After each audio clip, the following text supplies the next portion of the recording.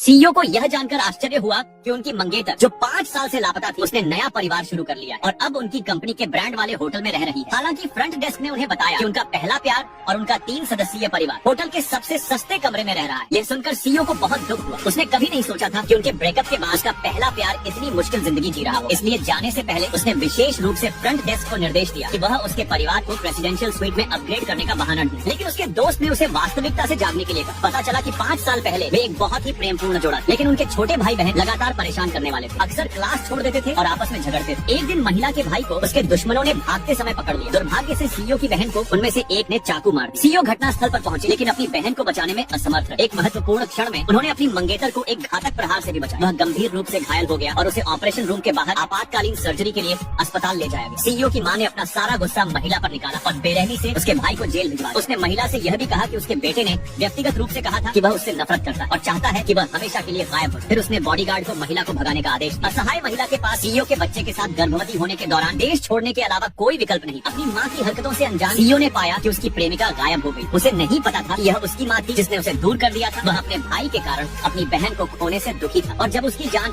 खतरे में थी तो बिना कुछ कहे उसके चले जाने से दुखी। प्यार और नफरत का यह मिश्रण उसके 7 सालों तक रहा। पलक झपकते ही 5 साल बीत गए। महिला को काम के लिए उसके देश वापस भेज दिया गया। वह अपने दोस्त के पति और बच्चे के साथ अपने कमरे में वापस लौटा। उसने अपने बेटे को